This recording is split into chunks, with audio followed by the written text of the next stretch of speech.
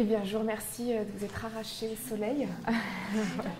Et puis, je remercie Fabienne et Sylvie de m'avoir invitée à intervenir aujourd'hui sur le thème de la représentation des travailleuses de Bretagne et d'ailleurs.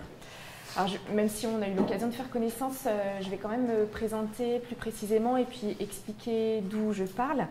Alors, j'exerce le métier d'archiviste aux archives départementales d'Ille-et-Vilaine. Je suis féministe, je milite depuis plus de 15 ans, d'abord à Angers à la fin des années 90 et puis depuis le début des années 2000 à Rennes, je milite dans plusieurs groupes, plusieurs associations.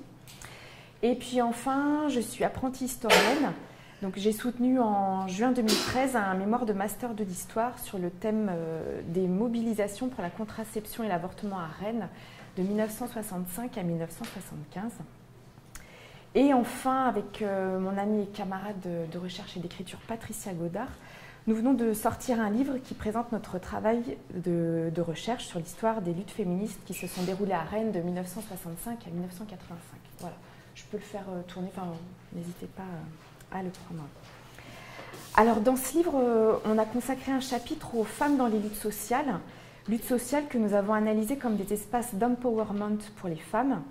En effet, nous avons observé que certaines des actrices de ces luttes sociales ont gagné en autonomie et en émancipation à travers leur participation à des mouvements sociaux.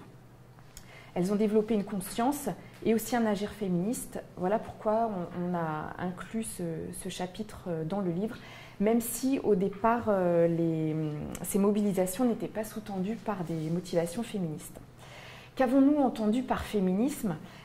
Pour nous, il s'agit d'une prise de conscience de la domination patriarcale et de la mobilisation individuelle ou collective pour lutter contre cette domination et obtenir l'égalité en droit et en fait.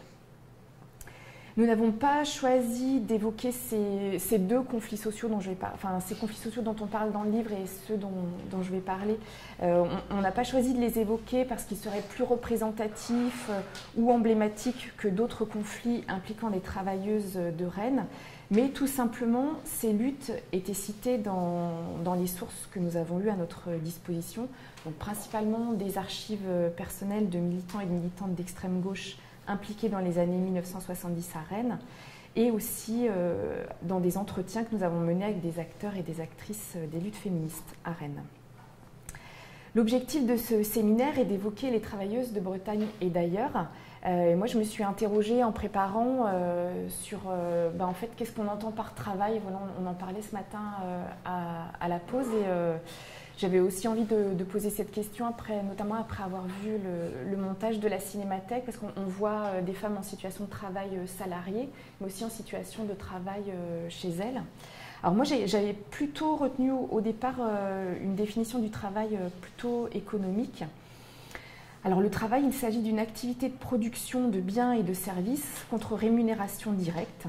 Cette rémunération pouvant être le fruit de la vente ou encore la perception d'un salaire. Et en fait, cette définition que j'ai choisie au départ, elle écarte tout le travail qui est fait dans la sphère domestique, mais j'en reparlerai plus tard. Alors aujourd'hui, c'est donc un aspect très précis du travail des femmes ou du travail des femmes ou des femmes au travail que je vais vous présenter, puisqu'il s'agit de mouvements revendicatifs menés principalement par des femmes à Rennes pendant les années 68. Alors les années 68, c'est une période identifiée par les historiens et les historiennes et qui va de 1962, donc fin de la guerre d'Algérie, jusqu'en 1981 avec l'élection de François Mitterrand. Cette période, elle permet d'analyser les événements de mai 68 dans la moyenne durée. Voilà, on est un peu avant et un peu après mai 68. C'est une période de bouleversements sociaux, de changement des mentalités. Et moi, je vous propose d'étudier la représentation des travailleuses en lutte dans les années 70 à Rennes à travers l'analyse de l'histoire de deux conflits sociaux. La grève du personnel, alors un personnel majoritairement féminin du supermarché Mammouth en septembre 1975. Et la mobilisation des ouvrières de la SPLI, c'est la Société parisienne de lingerie indémaillable, une usine de textile. Donc cette mobilisation, elle a eu lieu en 1978 et elles se sont organisées contre leur licenciement. Alors, deux conflits sociaux impliquant des femmes à Rennes. Alors je vais commencer tout d'abord par vous décrire rapidement chacun de ces deux conflits, qui nous sont connus notamment grâce à des entretiens qui ont été réalisés avec des salariés, des anciennes salariées. J'ai utilisé aussi la presse Ouest France et par des brochures qui ont été écrites suite au conflit. Ces 2 brochures-là qu'on a trouvées avec Patricia dans des archives personnelles de militants et de militantes. Alors la brochure qui relate la grève de Mammouth, elle a été rédigée par le syndicat du commerce, ça c'est la couverture, le syndicat du commerce de la CFDT, elle a été éditée en mai 1976. Elle évoque plusieurs conflits sociaux qui se sont déroulés dans le secteur du commerce à Rennes, et notamment celui de Mammouth de septembre 1975. Quant à la brochure sur l'occupation de la SPLI, elle a été rédigée directement par les actrices de la lutte, notamment des militants de la section CGT de l'usine. Elle a été éditée en 1979 et elle relate l'histoire de l'occupation de l'usine, une occupation qui a duré 3 mois et 18 jours, de juin à septembre 1978. Alors commençons par la grève de Mammouth en septembre 1975. Alors je ne pensais pas forcément commenter les images, mais vous m'arrêtez si si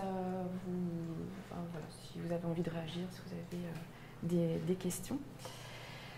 En avril 1971, l'hypermarché Mammouth, alors pour celles et ceux qui connaissent Rennes aujourd'hui, c'est Carrefour, ouvre au centre commercial Alma. Cet hypermarché il ouvre en avril 1971 dans le sud de Rennes. C'est alors le plus grand de Bretagne. Quand la grève éclate le 1er septembre 1975, le magasin compte 280 employés. Et dans la brochure, il est précisé que le personnel est, je cite, féminin, en large majorité jeune. Et d'après une ancienne caissière que nous avons rencontrée, elle estime qu'il y avait à peu près que les femmes représentaient 70% des employés. Dès l'embauche se dresse la barrière du sexisme, qui prend ici la figure du chef du personnel. Et je vais citer les propos de cette ancienne caissière. « On avait un chef du personnel, à l'époque, affreux. Tu te présentais à l'accueil, la fille de l'accueil devait téléphoner au chef du personnel qui demandait comment était la nana. Si elle était bien roulée, tu montais. Sinon, si elle était bien, elle montait. Si elle était moche, pas de travail. » Mais tout de même, les syndicats ont obtenu 2 choses importantes pour le personnel de Mammouth, notamment pour les femmes. Alors, ils ont obtenu qu'après les nocturnes, puisque parfois le soir le magasin fermait tard, ils ont obtenu qu'après les nocturnes, les femmes qui le souhaitaient soient raccompagnées en taxi vers le centre-ville. Et ils ont également obtenu que le planning familial fasse des permanences sur le temps de travail à destination des salariés. Et ça, quand on a l'occasion de présenter le livre ou d'autres événements, on nous parle régulièrement de cette permanence à Mammouth. Ça avait l'air d'être quelque chose d'assez exceptionnel. Alors les femmes y parlent entre autres de contraception, de leurs conditions de travail, de l'éducation et de la garde des enfants. Alors, dans les premières années d'ouverture du magasin, syndicalistes et direction réussissent à dialoguer et à négocier. Mais à l'arrivée d'un nouveau directeur en janvier 1975, les relations se tendent. Celui-ci, donc ce directeur, veut, au dire des rédacteurs et rédactrices de la brochure, mater la section syndicale CFDT. L'été 1975 est particulièrement difficile pour les employés puisqu'il y a des avertissements, manque de personnel, des licenciements, des menaces. Et par ailleurs, les rédacteurs et rédactrices de la brochure décrivent un travail, je cite, de plus en plus divisé.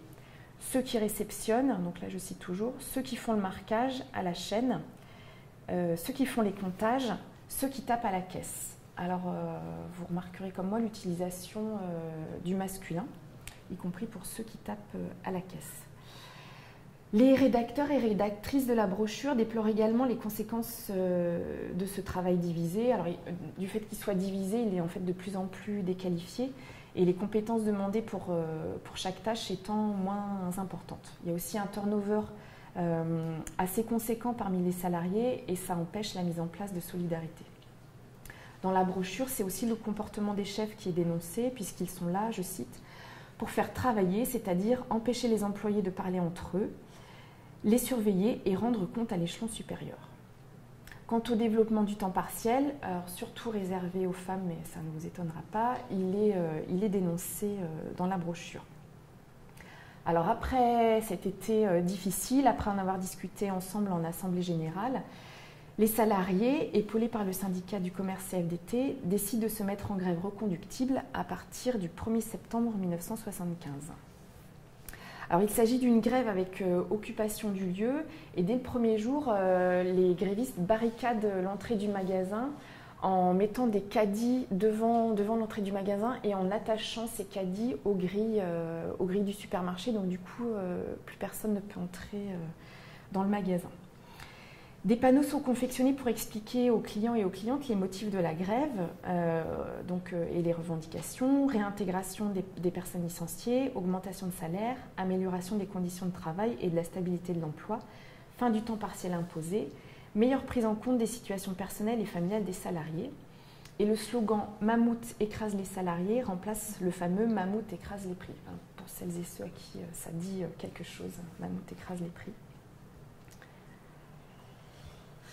Alors, le magasin est occupé jour et nuit et le piquet de grève est farouchement gardé puisque les grévistes s'opposent au moins une fois aux patrons et aux cadres qui viennent un jour couper les liens qui attachaient les caddies aux grilles du magasin. Le 5 septembre, les salariés de l'enseigne Printemps, qui se trouvent dans le même centre commercial, rejoignent le mouvement. Les dimanches 7 et 14 septembre 1975, il y a des grandes fêtes qui sont organisées sur le parking du centre commercial. Alors, il y a également des manifestations qui mobilisent les syndicats, les associations et les organisations d'extrême gauche. Alors, la manifestation du 10 septembre, elle est suivie d'un fest-noz et elle est, d'après la brochure, un succès, tout comme celle du 13 septembre qui part du Champ de Mars à Rennes. Aujourd'hui, c'est l'esplanade Charles de Gaulle. Le comité de soutien compte de nombreuses organisations et la grève est soutenue par la population, toujours d'après la brochure. Le 16 septembre 1975, après plusieurs tentatives infructueuses de négociation, la direction, qui est soutenue par les cadres de Mammouth, provoque l'affrontement à coups de barre de fer pour dégager l'entrée du magasin. Alors, au début, le rapport de force n'est pas du tout favorable pour les grévistes qui sont débordés, mais en fait, l'information circule dans le quartier qui est alors en pleine construction. C'est le quartier du Blône de la ZUP Sud, donc au milieu des années 70. Et en fait, il y a 300 personnes des chantiers alentours qui arrivent pour soutenir les grévistes. Donc, le rapport de force s'inverse. Les négociations reprennent. Et la direction accepte finalement les propositions votées par les salariés. Donc, au terme d'une grève de 3 semaines, les travailleurs et travailleuses en lutte ont notamment obtenu l'annulation des avertissements pour une partie des salariés, des aménagements d'horaires, une augmentation de salaire, mais alors par contre, ça n'a pas avancé sur la question du temps partiel imposé. Alors maintenant, la mobilisation des ouvrières de la SPLI. Alors, ouais, je ne sais pas si vous voyez, enfin, c'est l'atelier, là. Ouais. À partir de 1900, donc ça c'est une mobilisation donc, de 1978, et en fait elle arrive dans un contexte, une situation économique qui devient de plus en plus difficile pour la Bretagne, qui est particulièrement touchée par la crise du fait de la fragilité de son tissu industriel. Et c'est donc dans ce contexte que les 1500 salariés de la SPLI se mobilisent en 1978 contre leur licenciement. Alors la SPLI, c'était une usine qui a été créée, enfin une entreprise qui a été créée à Paris avant la Première Guerre mondiale, et les salariés, les ouvrières, y fabriquaient des maillots de bain et des sous-vêtements. Alors le siège social, il est à Paris, mais il y a plusieurs usines en France, notamment en Ille-et-Vilaine, et l'usine de Rennes, elle a ouvert en 1966. Tous les employés sont des femmes, tandis que l'encadrement est exclusivement masculin.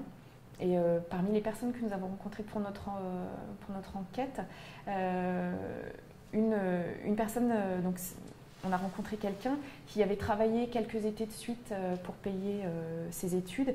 Elle nous a décrit des conditions de travail vraiment difficiles, sous des toits en ferraille, avec une chaleur l'été très étouffante. Alors, elle se souvenait aussi d'un responsable du personnel qui était un ancien militaire et qui terrorisait les salariés. Et puis il y avait globalement, enfin, d'après elle, une très mauvaise ambiance dans l'usine. Et l'été caniculaire de 1976 avait été particulièrement pénible. Et du coup, les patrons avaient imposé aux ouvrières de venir travailler plus tôt le matin, à 6 heures, mais ce qui compliquait considérablement leur vie personnelle, notamment pour faire garder leurs enfants. À partir de 1977, l'entreprise rencontre des difficultés et le 31 mai 1978, c'est le dépôt de bilan, l'entreprise est placée en liquidation. Et donc pour faire face à la menace de licenciement de l'ensemble du personnel, donc 1500 au total, les ouvrières se mobilisent pour sauvegarder leur emploi. Le 2 juin, elle décide d'occuper l'usine. En fait, il s'agit d'empêcher l'enlèvement des machines pour ne pas que les maillots de bain et les sous-vêtements qu'elle fabrique soient fabriqués ailleurs, dans d'autres usines. Alors, elles continuent de venir au travail, elles organisent la lutte. Un comité d'action se met en place et avec 5 commissions. Propagande, animation, droit, cuisine pour que les ouvrières puissent manger pour pas trop cher le midi, et garderie parce que l'été arrive et il y a leurs enfants sont en vacances et il faut qu'elles organisent leur garde. Le bureau de l'administration devient le lieu vital de l'usine. Elles investissent peu à peu les bureaux qui sont utilisés comme des dortoirs. Aussi, il y a un atelier de coupe qui devient l'atelier de sérigraphie. Il y a d'autres pièces qui sont utilisées pour la garderie d'enfants. En fait, leur souci, c'est de garder leur outil de travail intact. Les ouvrières, elles s'organisent autour des délégués syndicales CGT et de la quarantaine d'ouvrières qui sont syndiquées. Alors, dès le début, l'Union départementale CGT délègue un permanent pour prendre en main la lutte. Mais en fait, les ouvrières sur place, elles refusent cette tutelle. Alors du coup, le permanent, il les discrédite en les traitant de gauchistes, ce qui, dans la brochure, semble être une insulte. Enfin, ça avait l'air vraiment dur d'être traité de gauchiste. Et puis ce permanent et l'ensemble des permanents de la CGT, d'ailleurs, montent les sections de la CGT contre la section de l'ASPI. Elles se retrouvent complètement isolées. Au début de leur mobilisation, les ouvrières en lutte n'ont pas mis en place de comité de soutien comme ça a pu se faire par exemple à Mammouth. En fait, elles craignaient vraiment une récupération de la part d'organisations politiques. Elles mènent plusieurs actions, notamment une première manifestation avec blocage de la rocade qui a lieu le 6 juin 1978. Le 22 juin, ce sont 700 personnes qui participent à un gala qu'elles ont organisé au pavillon des Lys. Aujourd'hui, ça s'appelle la Halle Marteneau, mais c'est le même endroit. Elles organisent aussi une journée portes ouvertes, ça c'est le 25 juin, elles montrent comment elles fabriquent les maillots de bain. Elles bloquent aussi la reprise, parce qu'il y a un repreneur, mais qui ne veut reprendre qu'une partie du personnel, et elles bloquent la reprise début juillet. Fin juillet, elles se rendent compte que les maillots de bain qu'elles auraient dû fabriquer, qu'elles n'ont donc pas fabriqués, en fait, que ces maillots de bain circulent un peu partout en France, qui sont vendus. Donc en fait, elles se rendent compte que finalement, on leur a quand même bien volé leur travail. Et l'usine est évacuée une première fois par la police le 17 août 1978, mais en fait, elle réoccupe dès la fin de journée. Parallèlement, les délégués syndicales sont régulièrement assignés en référé, donc c'est-à-dire qu'on leur ordonne d'arrêter l'occupation ou sinon elles doivent payer 150 francs par jour d'occupation et par personne assignée. Au début du conflit, la mairie soutient la lutte des ouvrières de l'ASPI, notamment en octroyant une aide financière pour contribuer à la cantine, mais aussi une aide matérielle à travers le prêt de salles ou l'organisation de cars pour aller manifester. Et puis le maire, Edmond Hervé, apporte aussi son aide morale, donc il prend la parole dans la presse. Mais en fait, fin août, la mairie vire complètement et arrête de soutenir l'ASPI. Au contraire, elle encourage les ouvrières à cesser l'occupation et à accepter la solution de reprise, une solution que voudrait aussi que la CGT voudrait que les ouvrières suivent. Donc une solution de reprise où seulement 230 emplois seraient sauvés. Mais fin août, la CGT elle est mise en minorité lors d'un vote et la reprise partielle de l'usine est refusée par les salariés. Alors, ce qui fait qu'ensuite, l'Union départementale de la CGT prend sa revanche et fait évincer la section de la SPLI des négociations avec le repreneur. Alors, le conflit avec la CGT, avec l'Union départementale de la CGT, monte assez haut à tel point que le 11 septembre, les ouvrières en fait, vont occuper le local de la CGT. Le 17 septembre 1978, au petit matin, l'usine est à nouveau évacuée par la police et cette fois, elle est gardée par des agents de sécurité, alors des barbouzes, selon le terme employé par les rédactrices de la brochure. Alors quand ça arrive, ça faisait plus de 3 mois que l'usine était occupée. D'ailleurs, ce matin, on voyait des images d'occupation d'une usine avec les femmes qui tricotaient. Voilà. Donc ça m'a fait penser à ce qui est décrit dans la brochure. Et donc le 17 septembre, l'évacuation a lieu. Alors ça, c'est une coupure de presse de Ouest France. Et je n'ai pas d'explication dans la brochure pourquoi en fait on voit quasiment que des hommes. Voilà, à moins que de dos, là, ce soit une femme, mais je ne sais pas. Pardon ? Ouais, mais du coup, on pourrait aussi les voir là. Parce que là, tu vois, pris au moins poussé par un gendarme, c'est un homme. À côté, c'est un homme. Là aussi. Donc, j'ai pas d'explication pour ça. Le 18 septembre, les ouvrières font devant 200 personnes un bilan de la lutte et elles interviennent tour à tour pour parler de la lutte, de leurs conditions de travail, des problèmes qu'elles ont rencontrés en tant que femmes pour occuper et puis aussi des relations conflictuelles avec l'Union départementale de la CGT. Et puis ensuite, pendant plusieurs semaines, elles continuent de se réunir en AG parce que notamment certaines rencontrent des soucis pour s'inscrire à la NPE et pour toucher leurs indemnités chômage. Elles décident, suite à leur mobilisation, de faire connaître leur lutte en réalisant un montage de diapositives et puis en écrivant aussi cette brochure. Alors maintenant, je vais vous parler à travers l'exemple de ces deux luttes, des enjeux pour les femmes en lutte. Alors là, c'est une affiche de la commission femmes CFDT qui appelle à une réunion le 9 décembre 1974 sur le thème de la garde des enfants. Et en fait, on voit dans les autres vignettes donc une femme en train de travailler, mais en fait, elle a en tête tout ce qu'elle a à faire. Je ne sais pas si on lit bien. Enfants, repassage, lavage, courses, cuisine, vaisselle. Elle a plein de bras là. Pour essayer de tout faire. En bas, c'est un monsieur qui sait tout, qui explique à un parterre de femmes la condition des femmes au travail, comme si elle ne savait pas elle-même. Et puis enfin, une balance voilà, qui montre, qui symbolise la revendication à travail égal, salaire égal. Alors, je vais maintenant tenter de dégager les particularités de ces conflits sociaux qui impliquent majoritairement des femmes pour Mammouth et quasi uniquement des femmes pour la SPLI. Et je vais commencer par la manière dont ces personnes en lutte se dénomment et comment elles se positionnent entre classe et genre. Alors,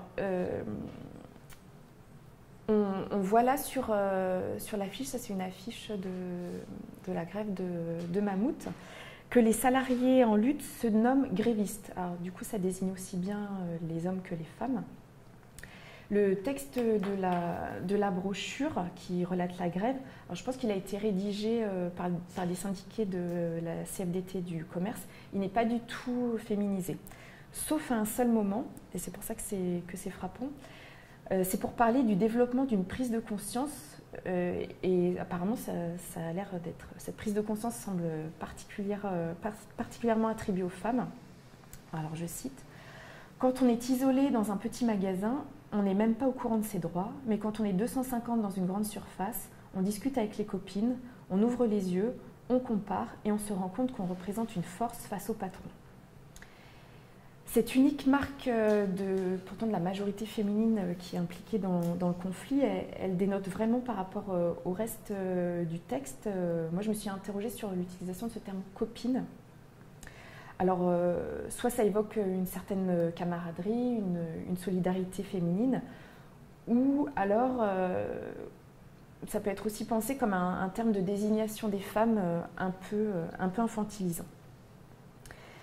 Le développement du temps partiel est regretté dans la brochure, alors je cite, « sans que cela réponde pour autant aux besoins des femmes ». Et alors là, c'est vraiment frappant parce que c'est comme une assignation quasi évidente des temps partiels aux femmes et ça n'a pas du tout l'air remis en cause. Pourtant, ce sont les femmes au chômage qui acceptent en premier lieu les temps partiels et du coup, elles se retrouvent plus que les autres à travailler en nocturne et aussi à travailler le samedi et elles sont donc particulièrement pénalisées. Alors, au contraire, la brochure de l'ASPI, elle est entièrement rédigée au féminin par les ouvrières qui ont lutté. Alors, c'est intéressant parce qu'elle parle le plus souvent d'elles comme des ouvrières, mais elle se désigne également par le mot « femme », et notamment la deuxième partie de la brochure, qui est consacrée à l'analyse de la lutte, s'intitule « Femmes en lutte ». Et c'est d'ailleurs la dénomination qu'elles ont choisie pour leur affiche. Du coup, là aussi, on voit « Des femmes en lutte ». Occupent leur usine. Et donc, elles ont plutôt choisi le terme femme plutôt que travailleuse ou ouvrière. D'après l'historienne Fanny Gallo, qui, elle a étudié les mobilisations des ouvrières de l'usine textile Chantel de Saint-Nazaire. Alors, je la cite. « À la fin des années 68, tandis que les arguments du mouvement féministe ont pénétré le corps social, les délégués de la CFDT et de la CGT, si elles n'ont pas pleinement connaissance de ce qui se joue au niveau national de leurs organisations syndicales, sont influencés par les discours féministes, ces tensions au sein même de leurs organisations. Le discours féministe imprègne l'usine, ne serait-ce que parce qu'il s'agit de se positionner par rapport à lui, et ce, sans y faire référence explicitement. » Il y a seulement 3 ans entre le conflit de Mammouth en 1975 et la mobilisation de l'ASPI en 1978. Alors en 1975, quand la grève à Mammouth éclate, la commission femmes CFDT, qui réunit des militantes féministes de la CFDT, elle a à peine 1 an, elle s'est mise en place en 1974. Et ses membres peinent à se faire entendre de la direction de la CFDT. Mais peu à peu, à partir de 1975, en France et notamment à Rennes, le mouvement féministe s'étoffe dans le sillage de l'obtention de la loi Veil.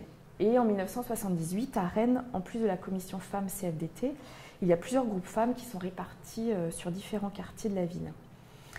Ces groupes femmes, ils sont à la fois des espaces de libération de la parole et puis aussi des groupes qui mènent des actions visibles dans la rue pour dénoncer l'oppression des femmes. Sans se dire féministes, les ouvrières de l'ASPI, en se dénommant femmes en lutte, se positionnent, elles se positionnent néanmoins à l'intersection des normes de genre et de classe, alors soit qu'elles intègrent, soit qu'elles tentent de dépasser. Alors toujours Fanny Gallo, dans son étude sur les ouvrières de Chantel, elle évoque la Sainte-Catherine. Donc la Sainte-Catherine, c'est le 25 novembre. Cette date, à la fin du 19e siècle, elle devient, en fait, la Sainte-Catherine, ça devient une fête corporative des ouvrières de la couture. Et donc, la tradition veut que le jour de la Sainte-Catherine, les jeunes femmes, enfin les femmes célibataires de 25 ans coiffent Sainte-Catherine, c'est-à-dire portent un chapeau.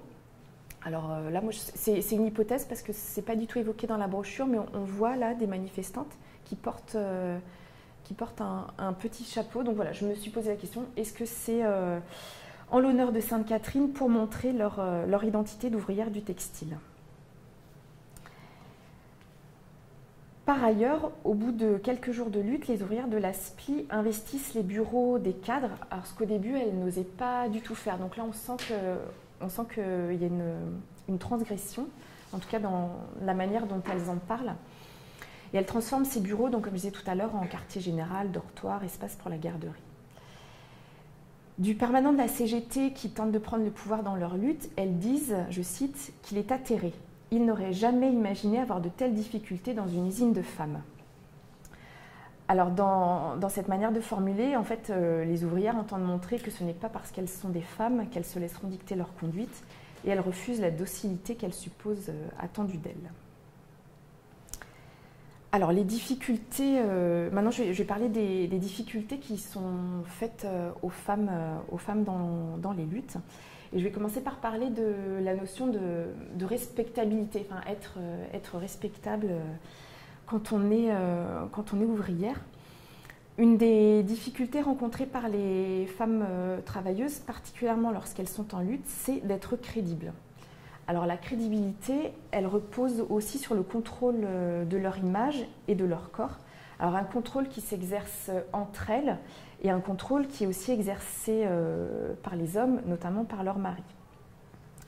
Alors toujours à travers l'exemple des mobilisations des ouvrières de Chantelle, cette fois un peu plus tard, en 1994, Fanny Gallo a relevé les propos d'une ouvrière mobilisée et des propos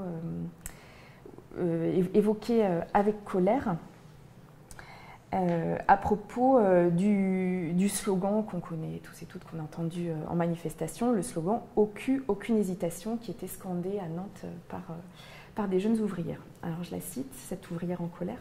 « On a entendu les réflexions, j'ouvre les guillemets, « si vous voulez aller au cul, vous n'avez qu'à aller au quai de la Fosse ». Alors moi je ne connais pas trop Nantes, mais le quai de la Fosse, c'est un quartier connu à Nantes pour être un quartier chaud, un quartier qui concentrait des maisons closes. On s'est dit, on est des femmes d'usine, notre popularité s'est faite avec notre sérieux dans l'action. Je me dis, se faire passer pour des vulgaires filles d'usine d'il y a 30 ans qu'on culbutait sur le bord de la route entre deux tas de fagots, ça, je ne l'apprécie pas. T'as à moitié honte quand tu vois ça dans les rues de Nantes. Alors pour l'ouvrière qui parle là, fille d'usine semble associée à fille facile. Et pour elle, c'est vraiment hors de question d'être cantonnée dans cette dimension sexuelle qu'elle réprouve totalement. Alors, je me suis aussi interrogée sur le titre employé par Ouest France. Dans une diapo que j'ai montrée précédemment, il disait déjà « jeunes ouvrières en manifestation ». Voilà, je m'interroge sur pourquoi jeunes ouvrières. Dans la brochure, c'est pas du tout précisé qu'elles étaient particulièrement jeunes. Enfin, il y avait des mères de famille, donc voilà, ça m'a interrogée. J'ai trouvé ça un peu infantilisant, et puis aussi, voilà, toujours cette image d'ouvrière, peut-être associée à fille facile. Enfin, voilà, ça m'a questionnée. Alors, il y a une certaine morale sexuelle à tenir pour les ouvrières, et cette morale, elle est rappelée par l'anecdote racontée par une ancienne caissière de Mammouth. Donc, je vous ai parlé de ce fameux chef du personnel qui n'embauchait que les filles bien roulées. Et donc, pour dénoncer ce comportement, les salariés avaient fait une affiche qui avait été placardée j'imagine, dans le magasin. Et en fait, à propos de cette affiche, l'ancienne caissière qu'on a rencontrée, elle s'est souvenue qu'il y a eu, alors je la cite, qu'il y a eu des maris d'employés qui nous ont demandé d'enlever les affiches parce que ça voulait dire que si ta femme avait un travail, c'est qu'elle avait couché avec le chef du personnel. Donc, vous voyez le contrôle des maris sur le corps de leurs épouses travailleuses. D'autres difficultés rencontrées par les femmes en lutte, c'est les relations avec les hommes syndiqués. Alors j'ai déjà évoqué les difficultés des ouvrières de l'ASPI avec les permanents de la CGT, notamment un qui était chargé, alors ça c'est écrit dans la brochure, chargé de prendre en main la lutte. Il prend la parole en assemblée générale, fait ses analyses, cherche à maîtriser les initiatives. Pour celles et ceux qui auront participé à des AG, c'est un comportement que vous aurez reconnu. Et donc très vite, les ouvrières, elles s'opposent et elles essaient de s'imposer pour mener la lutte comme elles l'entendent. À Mammouth, cette ancienne caissière que nous avons rencontrée, elle était aussi déléguée syndicale et elle a dû se battre pour prendre sa place auprès des deux autres leaders hommes. Alors je la cite. Il y a eu des bagarres entre nous trois parce que c'était pas facile que je m'impose. D'une part, j'étais la petite jeune par rapport à eux, et puis eux, c'était des mecs, quoi. Ça n'a pas toujours été facile. Il y avait une réunion, et moi je prends la parole, mais j'étais encore jeune, j'avais pas l'habitude de parler devant un groupe, tout ça, enfin bon. Et je parle, je dis qu'il faudrait faire une AG, et lui qui me dit « Ah bon ? Mais c'est quoi une AG? Il avait bien compris ce que je voulais dire. Bon, il essayait de me démonter, c'était le jeu. J'ai toujours combattu ce qui était fait aux femmes. Je crois que dans un premier temps, c'est plus en portant la casquette d'un mec. J'ai voulu plus m'identifier aux mecs dans un premier temps, c'était ma façon de défendre les femmes, mais en singeant les mecs, que ce soit au niveau de la prise de parole. J'ai voulu singer les mecs, un tas de leurs comportements. J'en suis pas complètement fière. Ce témoignage, il est vraiment intéressant parce qu'il pose la question du positionnement de genre des femmes syndiquées ou des femmes en lutte de manière générale. Elle a l'impression que pour s'imposer, en fait, il faut calquer son comportement sur celui des hommes. Donc, il faut prendre la parole, couper la parole, peut-être avoir une certaine forme de paternalisme ou faire des analyses, là, comme le permanent de la CGT. Parmi les difficultés rencontrées par les femmes de Mammouth et de l'ASPI, il y a toutes les difficultés liées à l'occupation, puisque l'occupation du lieu de travail était le mode d'action choisi dans les deux cas. À Mammouth, l'occupation de nuit, elle est difficile pour les femmes, d'autant plus que la crèche qui aurait dû être mise en place, en fait, ne l'a pas été.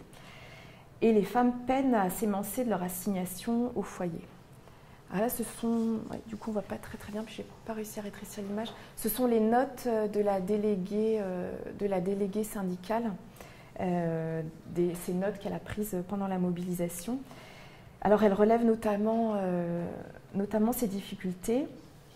Problème pour coucher la nuit à cause du mari et des gosses, faire le boulot à la maison, problème des gosses, manque de crèche, des filles qui se font cogner par leur mari, voilà, etc. Qu'est-ce que c'est les petits dessins? Je pense que c'est quand on fait des petits... C'est ça, parce que Non, c'est des... Des grabouillons. Ouais, voilà. C'est moi qui projette. Je veux dire des petits oui, je sais pas. Des grabouillons. Ouais, voilà. Ouais, c'est ça. Alors, quand on l'a rencontrée, elle nous a dit « C'était pour dormir que les maris freinaient. Je ne me souviens pas qu'il y ait eu des soucis en journée, mais la nuit, certaines femmes ne pouvaient pas venir. Les femmes qui ne pouvaient pas, qui vivaient seules à la avec elles en journée, mais la nuit, il fallait qu'elles s'en occupent. » Dans la brochure, le syndicat du commerce de la CFDT évoque cet échec. Le problème de la garde des enfants a été plusieurs fois soulevé, mais jamais résolu. Cela a-t-il freiné la participation des femmes? C'est probable pour certaines. Bon, moi, je trouve qu'il reconnaît vraiment du bout des lèvres, la difficulté, alors que sans doute c'était effectivement un frein majeur à la mobilisation des femmes. Puisque, en fait, ne pas mettre de crèche en place, c'était aussi pour les hommes qui étaient impliqués dans le conflit une manière d'évincer les femmes et puis de garder le pouvoir dans la lutte. Là, j'ai évoqué les travaux d'une historienne qui a travaillé sur l'histoire des femmes au travail, Françoise Bataille-Léola. Et elle dit, derrière la travailleuse se profilent l'épouse et la mère. Et en fait, ça s'applique rarement aux hommes au travail ou en lutte, qui se confrontent beaucoup moins à l'articulation vie privée, vie professionnelle. C'est souvent plus des questions qu'on pose aux femmes qu'aux hommes, comme si aucun homme n'avait de famille. Alors à l'ASPI, par contre, la garderie a réussi à être mise en place, sans doute parce que sans cette garderie, en fait, il y avait des femmes mobilisées. Donc si elles ne pouvaient pas se libérer, la lutte n'aurait pas pu se tenir. Néanmoins, les ouvrières ont elles aussi rencontré des difficultés familiales, puisque certaines ont dû s'opposer à leurs parents pour les plus jeunes, ou à leur mari qui pensaient que la lutte et l'occupation n'étaient pas des activités pour les femmes. Donc, elles ont écrit dans la brochure: il faut essayer de concilier notre vie familiale avec la vie à l'usine. La nuit, l'occupation de l'usine pose pas mal de problèmes pour certaines d'entre nous. La plupart sont mères de famille. Et puis les parents, les maris ne comprennent pas que les femmes luttent. Notre rôle de femme est encore bien limité pour beaucoup. Que d'affrontements familiaux à supporter. Et dans la brochure, il y a plusieurs témoignages de femmes. Donc je vais en lire qu'un. Alors, je vais lire le témoignage de Mireille. Malgré la défense de mes parents, j'y allais quand même. Mais le soir, donc j'allais quand même occuper l'usine. Mais le soir, quand je rentrais, c'était des discussions sérénades et engueulades. Mon père, souvent, allait à la SPI pour voir si ma voiture était sur le parking, ou il téléphonait à l'usine, me demandant plusieurs fois par jour. Malgré cela, j'allais à la SPI et je me suis décidée à y passer la nuit du samedi au dimanche en faisant croire que j'allais au bal. Je rentrais à 4 heures, comme si de rien n'était. Alors, en ce qui concerne Mammouth, si la préoccupation des conditions de travail faites aux femmes, elle semblait effective avant la lutte, notamment à travers la mise en place des taxis collectifs ou la mise en place des permanences du planning, cette préoccupation, elle semble s'amoindrir dans la lutte qui est dirigée par des hommes, alors que les salariés sont majoritairement des femmes. Alors, la lutte à ces femmes-là leur a peu profité, notamment en raison de la défaite sur le temps partiel. Au bout de 3 semaines de conflit, ce sont elles, les femmes, qui souhaitent principalement reprendre le travail. La grève a été menée sans elles, sans favoriser leur investissement, ce qui aurait pu être le cas à travers la mise en place d'une crèche. Au contraire à la SPI, le combat a été mené par les femmes elles-mêmes, ce qui leur a permis de se donner les moyens de lutter. Alors par contre, elles ont aussi dû faire face à une oppression patriarcale très forte, donc tentative de mainmise sur leur lutte par les permanents du DCGT, et puis les contraintes familiales que je viens d'évoquer. Cependant, je ne sais pas si c'est une compensation, mais si ces femmes au final ont perdu leur emploi, elles ont gagné en autonomie et en émancipation. En étant presque uniquement entre femmes, elles n'ont pas rencontré par exemple les problèmes de prise de parole en assemblée générale qui étaient évoqués par l'ancienne caissière de Mammouth. Alors, à travers la lecture de la brochure du bilan de la mobilisation de la SPI, on sent cet empowerment des femmes de la SPI vraiment progresser au fil des pages et au fil des semaines de lutte.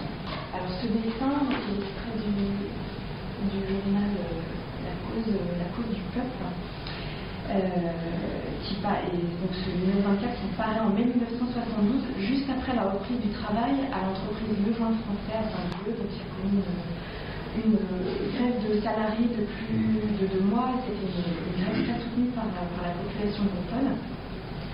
Donc on voit Bécassine, censée représenter la Bretagne, et en fait une Bécassine au fil des vignettes qui s'affirme, qui se dépouille de ces vêtements, des bretonnes, pour prendre d'autres vêtements pour endosser un autre costume, et ça paraissait illustrer l'affirmation progressive des vignettes de la SPI.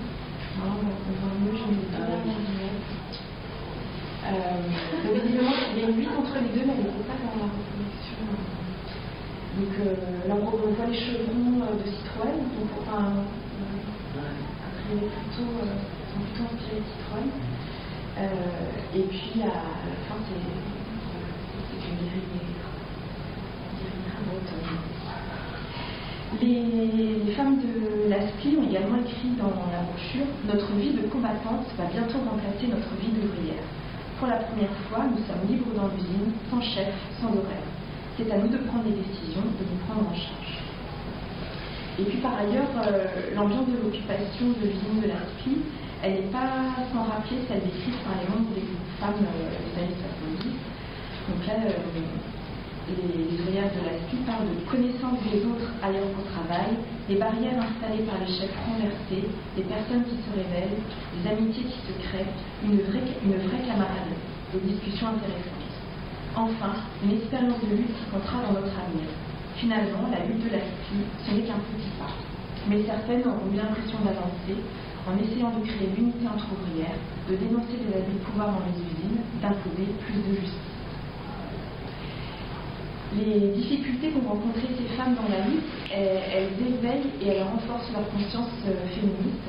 Et en retour, la lutte des femmes de la SPI encourage les féministes rennaises, puisque 2 d'entre elles écrivent fin 1978 un article intitulé « La SPI au féminin ». Donc c'est un article qui est paru dans un journal militant d'extrême gauche qui s'appelle « Le chapeau contre le chat ». Leur lutte de femmes, elle nous remplit d'espoir, nous redonne du sang féministe. Pour beaucoup d'entre elles, c'est la première grande expérience de lutte, prise de conscience de leur exploitation, mais aussi de l'infantilisme qu'on leur fait subir à travers les interdits, grimaces, fichages. Beaucoup de femmes sont amenées à se révolter aussi contre leur mari, d'autres plus jeunes à quitter leurs parents. Pour qui? Pourquoi se bat-on? On se retrouve là, paumés dans nos maisons. Et des femmes qui ne voulaient pas parler au meeting, et d'autres finalement qui seraient bienvenues. Sans cesse cette opposition entre deux pôles, passif et actif, que nous portons en nous. Alors ces rôles passifs et actifs, ils évoquent la difficulté pour les femmes de concilier, comme je disais tout à l'heure, vie familiale et vie professionnelle. La dénonciation de la double journée de travail, c'est vraiment un thème récurrent qui est porté par les féministes, toujours aujourd'hui. Alors comme ici, par exemple, c'est une brochure de la CFDT Rennais, publiée en juin 1978, donc au début du conflit de la SPI. Et quand elles sont au travail, on l'a vu déjà tout à l'heure, les femmes ont en tête l'organisation de leur vie familiale. Donc ces préoccupations, évidemment, ne s'arrêtent pas quand elles sont en grève, quand elles sont en lutte, comme on a vu à travers les exemples de la lutte et de la SPI. Et puis là, on voit aussi la symétrie, en fait, la concentration des femmes dans certains secteurs professionnels. Et en fait, elles font la même chose au travail que sur quoi on les a éduquées. Voilà, je vous remercie.